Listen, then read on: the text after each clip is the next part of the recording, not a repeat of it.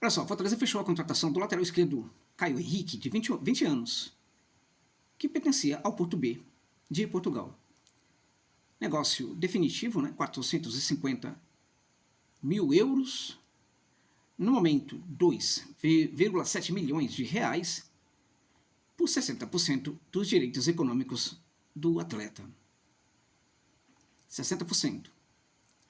À primeira vista, parece tranquilo, interessante. Fortaleza contrata jovem jogador do Porto. Isso soa muito bem, né? Fortaleza contrata jovem jogador do Porto. Nunca foi do Porto, né? Porque Porto B não é Porto, para começo de conversa.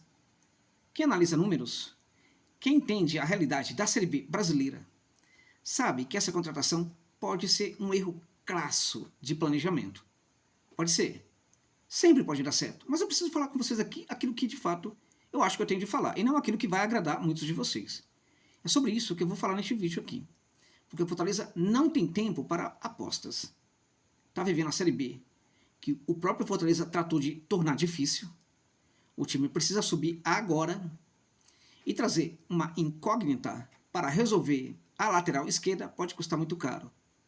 Na medida do possível, fique comigo até o final, deixa o like. Caso considere essa análise consistente, deixa um pix. Caso considere essa análise consistente e tenha condição para isso e disposição também de fazer. O canal está precisando de ajuda, né? Esse projeto, eu tenho considerado inclusive a possibilidade de terminar com esse projeto aqui futebolístico, né? Em virtude de que eu pago para trabalhar nesse canal. Simplesmente, só para StreamYard, mais de 600 reais, né? 800 reais por mês. Não dá. Então, claramente que isso não é responsabilidade de vocês, é minha, né? Mas aquele que se puderem ajudar e tiver vontade de fazer, eu fico muito grato. Muito obrigado. Fortaleza está na Série B. Uma competição física, truncada, onde cada ponto vale muito. A gente tem visto pela tabela o quanto há de verdade no que eu estou falando. Não há tempo para adaptação. Não há espaço para erros também. Com a lesão do Fuentes, a necessidade era clara, um jogador pronto, tá? Alguém com bagagem, cascudo, que aguentasse ali a pressão, né, de um Castelão lotado, que nem sempre tem estado lotado, como a gente sabe. E o que faz a diretoria? O que ela entrega? Uma promessa distante. Porque, na boa, é o que é. Um garoto de 20 anos que saiu da base do Corinthians, foi para a Europa, mas não jogou no time principal do Porto. Jogou no Porto B, na segunda divisão portuguesa, um campeonato de baixíssima visibilidade e também de baixíssimo nível técnico. E lá, ele foi titular? Não. Trazer esse perfil para a solução imediata em uma reta que começa a caminhar para o fim da Série B é, no mínimo, amadorismo, né? Amadorismo. Há reclamações constantes de que o Fortaleza não tem dinheiro, né? E aí, quando vai contratar, contrata um jogador que tem de tudo para não dar certo, infelizmente. Trazer esse perfil para solução imediata em uma reta final, portanto, pode ser, sim, amadorismo, né? Fortaleza, gente, não é laboratório. E dirigente que vê o clube como um laboratório é dirigente que ou não entende nada do que significa o clube, ou não são dirigentes compatíveis para gerir uma instituição futebolística e esportiva como o Fortaleza. Fortaleza não é creche para amadurecer jogador, tá? O clube precisa subir agora. Não pode ficar na segunda divisão por mais um ano. Isso é incompatível com a grandeza do Fortaleza. E colocar a responsabilidade da lateral nas costas de uma incógnita é flertar com a permanência na segunda divisão. Esse erro se insere dentro de outros erros, tá? Porque até agora o Fortaleza, que era para ser o dono da Série B, apenas recentemente que consegue se aproximar aí dos primeiros colocados. Vamos lá, vamos derrubar a narrativa aqui de que o Fortaleza trouxe um destaque europeu, né? Porque eu vi alguém falando sobre isso aí. O Caio Henrique soma 45 jogos no Porto B, em 2 temporadas. Isto parece razoável, né? Errado, não é razoável. Longe disso. Quando você destrincha esses 45 jogos, descobre que ele nunca se firmou como titular absoluto na equipe do Porto B. Vivia em rotação, entrava, saía, jogava 15 minutos, começava um jogo, ficava no banco. Raramente ele terminou o jogo, tá? Quando ele entrou como titular. Fica quieta, Dulcineia. Tá? A Dulcineia é a gatinha aqui da casa, que já tá querendo estragar esse vídeo pela 3ª vez, tá? Voltando ao vídeo. Se um jogador de 20 anos, com DNA do Corinthians e comprado, né, pelo Porto, não consegue dominar a titularidade da equipe B, que luta para permanecer na segunda divisão, como podemos esperar que ele resolva o problema do Fortaleza na Série B? Como? Né? Se na segunda divisão portuguesa ele era apenas mais um na rotação, mais um, nada além disso, por que a diretoria do Fortaleza acredita que ele será o dono da posição em um campeonato muito mais pressionado e competitivo, né?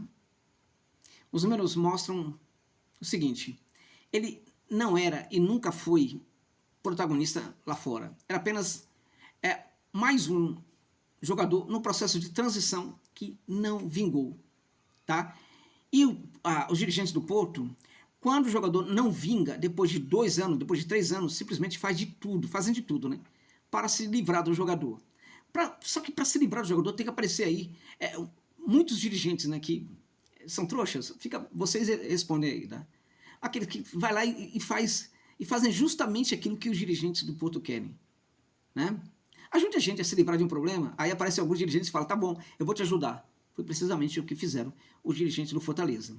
De novo, pode dar certo, sempre pode, mas o risco é muito grande, né? Bom, na verdade, o Fortaleza está pagando 2,7 milhões de reais, no caso, tá? Por 60% do direito do jogador.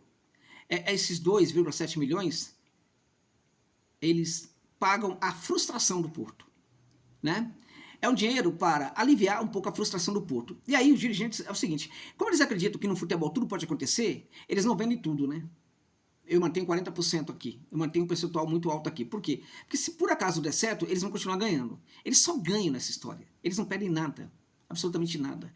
Já estão ganhando muito com essa venda porque foi muito mais do que foi pago para o Corinthians. Então eles contratam um jogador, o jogador não dá certo, eles conseguem ganhar mais dinheiro com isso, né? Brilhante, né? Claro que para isso eles têm que contar com a nossa colaboração aqui, nós, dirigentes, né, do futebol brasileiro. Vamos ao ponto mais complicado aqui. A contradição tática. Que aí eu pego aqueles que, você está falando, agora eu vou te pegar. Tá? Se você discorda do que eu falei até agora eu vou te pegar. Tá? O que os analistas dizem sobre o Caio Henrique, tá? Dizem que ele é um lateral essencialmente ofensivo.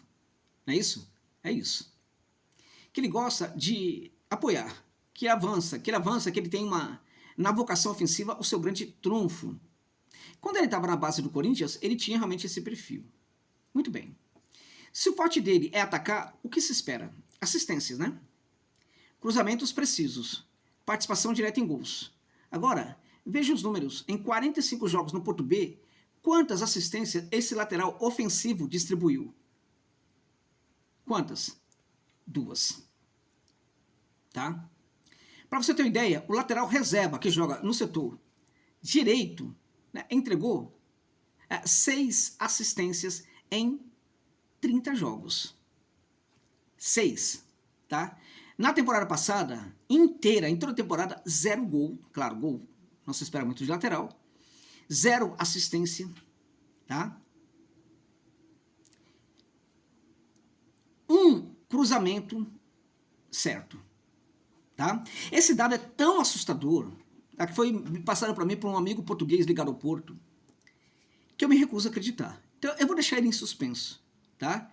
Não vamos confirmar isso aqui não. Eu tentei buscar os números, não achei. Tá? Os números dele não encontrei, exceto alguns números evidentemente, oferecidos por gente ligada ao Porto. Alguns números dá para encontrar, outros não dá. Esse de cruzamento, eu fiquei refém, realmente, da informação de um amigo, e aí eu não sei, por acaso, se ele, por ter muita bronca do atleta, de repente não entregou o número aí equivocado, porque parece assustador isso aqui, né? Vamos lá. É muito importante, né? Deixa claro, isso não é só um número baixo, isso depõe contra a própria característica do atleta, tá? É uma contradição de mercado inaceitável nesse sentido. Porque nós não estamos aqui falando de um atleta lateral que marca, estamos falando de um lateral ofensivo, que não entrega nada no ataque, gente. Nada. Como o Fortaleza investe quase 3 milhões em um lateral cujo forte é o ataque, mas que não entrega assistências, quase não entrega passe, O último passe dele é muito criticado. Ele geralmente se precipita muito no último passe também. Se ele fosse um lateral defensivo, né, de sustentação, daria para entender. Mas não. Tá? Venderam a ideia de um lateral agudo que não acerta o último passe, que erra cruzamentos e que é criticado exatamente pela falta de capricho e precisão. A torcida, porque lá o povo assiste o jogo do Porto B, os torcedores. A torcida não suporta esse atleta, tá?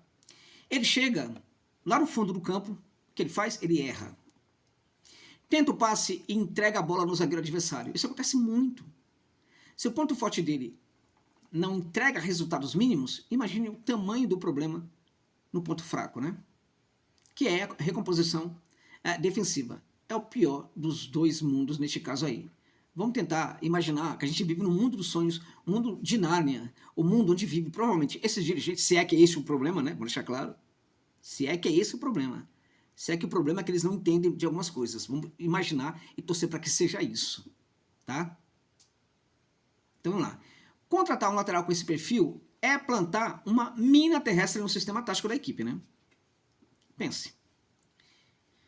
Se ele é focado no ataque, vai deixar espaço nas costas. Ele recompõe mal. Toda vez que subir, a defesa vai precisar fazer cobertura. O volante vai se deslocar. O sistema vai ficar completamente exposto. Esse é o preço, né, que os treinadores aceitam pagar, né? Quando o lateral resolve o jogo lá na frente. Então o técnico resolve pagar o preço.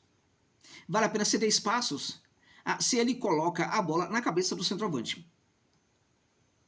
O caso mais interessante, emblemático, é o caso do Marcelo quando ele estava no Real Madrid.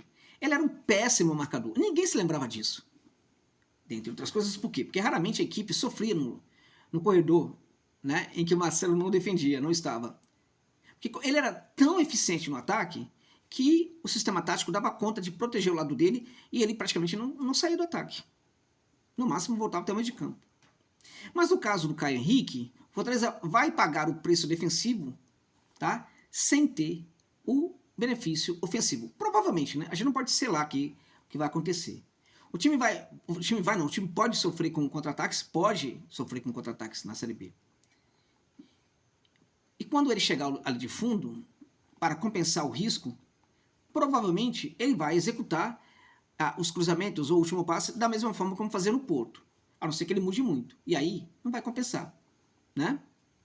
É um perigo duplo, portanto, né? Ele não resolve a carência de criação na ala esquerda e ainda cria um problema crônico de recomposição, algo que os adversários poderão certamente explorar de forma exaustiva. A torcida do Porto B já cobrava, né?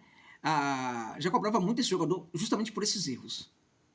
Tá? A promessa técnica dos tempos do Corinthians estagnou completamente quando chegou à Europa. O jogador perdeu confiança na hora de decidir.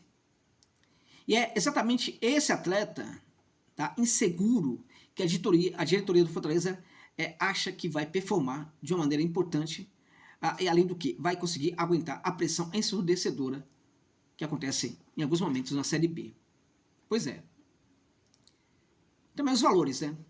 2,7 milhões por 60% de um jogador que estava encostado na Série B de Portugal, né? Para a realidade de quem está na Série B, lutando para equilibrar as contas, isso é uma fortuna. Sabe qual é o problema? O problema é que dava para fazer um pagamento até menor para ter um jogador interessante, né, encontrado na América Latina. E outra coisa, não dá para ficar gastando 2,7 milhões de jogadores com 20 anos de idade, gente. Tá? Esse jogador tem que ser feito em casa, o que depõe também sobre o trabalho da base. Ou não está sendo bem feito, ou, né, não estão dando bola para o que se faz na base. Com esse dinheiro aí, o departamento de scout tinha a obrigação de mapear o mercado, né, e encontrar um jogador pronto. Né? Alguém com ritmo, que conhecesse os atalhos também do futebol brasileiro, ou sul-americanos e assim por diante. Em vez disso, optou pelo caminho mais complicado, mais preguiçoso, né? Como sempre, né? O mais preguiçoso. Se é que a equipe de scout trabalhou nisso daí, né? O que eles fizeram? Aceitaram a indicação de um empresário, de novo, né? O empresário ocupa o lugar do scout, né? qual foi a indicação do empresário? Olhar, né, o grife do Porto, né, e apostar no escuro. Vai dar certo. A diretoria parece esquecer que o Fortaleza... A diretoria do Fortaleza não acerta uma, né? Parece esquecer que o clube tem um planejamento que deveria ser exemplo, né? Que tinha um planejamento que deveria ser exemplo, e se mirar um pouco naquilo que foi feito, com todos os problemas do passado, tá? Da gestão Marcelo Paes, tal, que eu sou muito crítico ao trabalho dele, acho que o Corinthians errou muito, né? Aí ele vai pro Corinthians e contratou o Diniz, né? Porque era um sonho dele trabalhar com o Diniz, é assim, né? É tudo subjetivo, tudo na cabeça da pessoa, nada de estudo, nada, é tudo da cabeça. Lembra que no Fortaleza ele contratava alguns jogadores que ele gostava, né? Vocês lembram disso também? Bem, na hora do desespero que a gente percebe, né? O critério técnico é jogado completamente no lixo. E aí aparece o empresário para ditar o que o Fortaleza tem de fazer. Se o jogador não der certo, e os números indicam que a chance de oscilar é gigante, né? O prejuízo não vai ser somente financeiro, vai ser também esportivo, né? Gente, eu torço sempre para dar certo. Aqui a análise é feita em cima do que é o jogador, não do que ele pode ser, né? O diagnóstico certamente é preocupante. O Fortaleza contrata um jogador de 20 anos que não era titular do time da segunda divisão do Porto, tem apenas duas assistências em todo esse tempo que ficou na Europa, né? Que é vendido como ofensivo, mas que erra cruzamento. Tá? É um pacote de contradições totais, né? Que custou e não...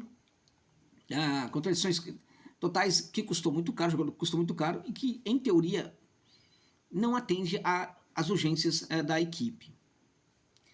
Para mim foi um erro grave de planejamento, uma aposta de altíssimo risco que pode, assim, pode dar errado, tá? E a questão não é se vai dar certo ou não agora, porque a questão não é... O torcedor não precisa ficar torcendo para que a contratação funcione. Mas, infelizmente, o ato de torcer para que dê certo, o torcedor já sofre tanto, tem que torcer para a equipe na Série B, agora tem que torcer para que a contratação dê certo. Por quê? Porque os dirigentes não fizeram a parte deles. Tudo cai nas costas do torcedor. Tudo. Mas, assim, é a minha opinião sobre isso. Aqueles que discordarem, aceito perfeitamente. Dirigentes que também discordarem, também aceito. Está tudo muito bem. O espaço aqui é completamente democrático e todo mundo tem o direito de opinar. Tá? Aproveite também e deixe aí nos comentários o que você pensa sobre essa contratação. Se você achou que foi uma contratação de risco, uma promessa válida, não foi válida e assim por diante. Fico muito grato. Muito obrigado. Sorte ao Laio na Série B.